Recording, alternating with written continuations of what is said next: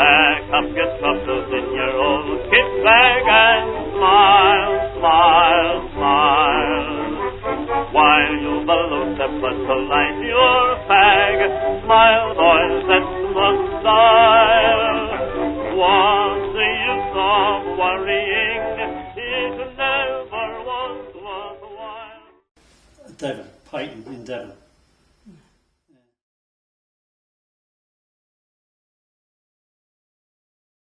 My brother, we was together. Okay. I was 4.5 and he was 6. And we left Dockenhill Hill School in Dulwich when I was 4.5.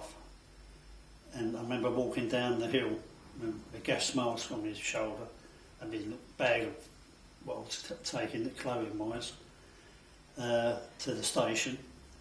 We got on the train at the station to Paddington. We all assembled there at Paddington. Thousands of children there. It seemed like thousands besides me. And then we went from there in the train to Devon.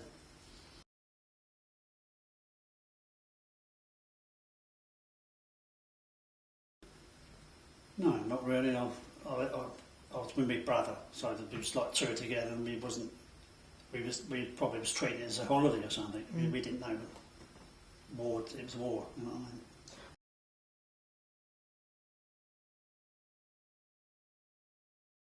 I mean? Oh, it was good. All right. Very nice. Yeah. The place is nice, obviously, but because it was wartime, we had to get in shelters and all that when bombing started. I mean, there was times when it did frighten you because the bombs coming down and using shelters, obviously. You had to run from the house to a shelter at the bottom of the garden in a dugout underground sort of thing, and you could hear the bombs dropping around you. Then when you're all clear, you obviously went back indoors and went back to bed.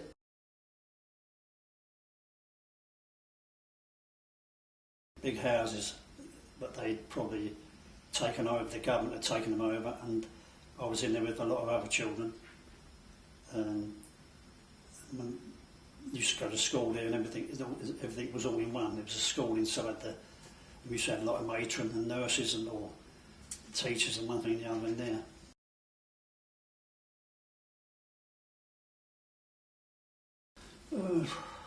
I should think about 15. There was about 10 or 15 of us, yeah.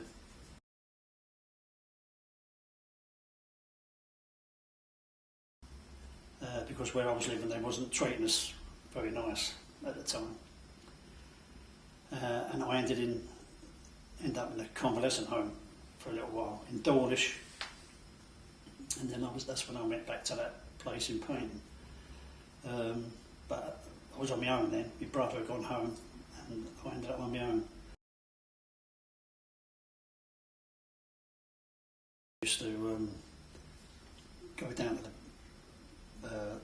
the harbour with our fishing rods, what we used to make out of cane and cut staples and some twine.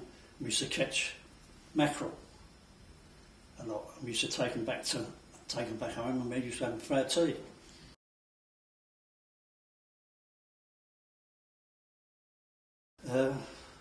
And we were on the beach at one time when the planes, when the sirens went, and everyone had to get off the beach and run, and we stayed behind a little while longer than we should have done. And we actually saw the enemy planes coming towards us from like Germany way, like over the channel over to the seas to us. And we sort of looked in amazement, and we got up and ran.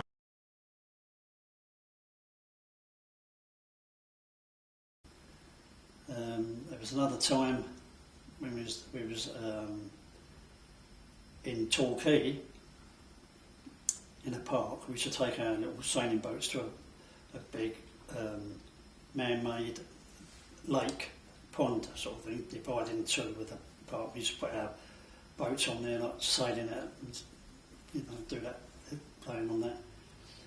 And it was there one day, and we was on our way coming home, and when the sirens went, because we was in the park at the time, we had to run for it. We got to the gate of the park, and there was an old fella, and the planes came over, and they bombed the gasworks in Torquay, which went up in flames and everything else. And we were standing on the edge of the park by the gates, watching it, because it was sort of amazing what we was watching. And you could see them dive bombing down. You could actually see their faces in the plane coming. And there was an old chap walking by, and he said to us, "Get down behind that wall, get down." And we got down behind the wall, and a plane strafed the wall with bullets. This is true. I'll never forget it. Probably from that day, that old fella probably saved our lives. And we dug down behind the wall, but he went over, but he never came back. So that was probably just on their last knockings of going back home. Yeah, I remember that. That was a frightening experience.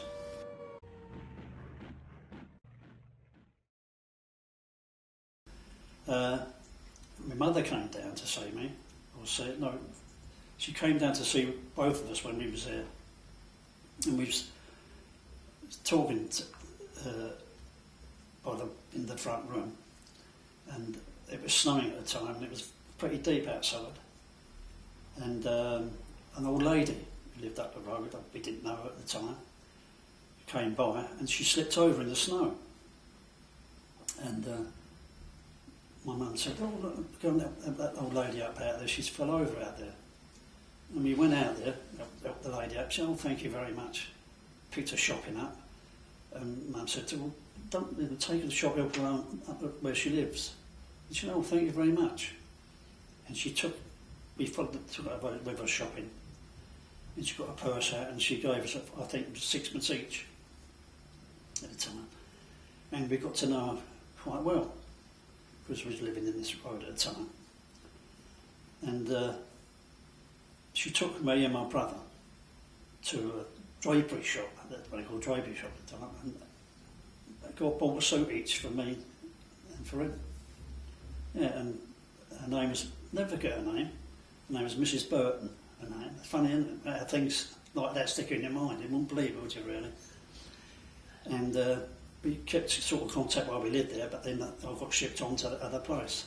But that was another nice incident down there that thought you might like to know.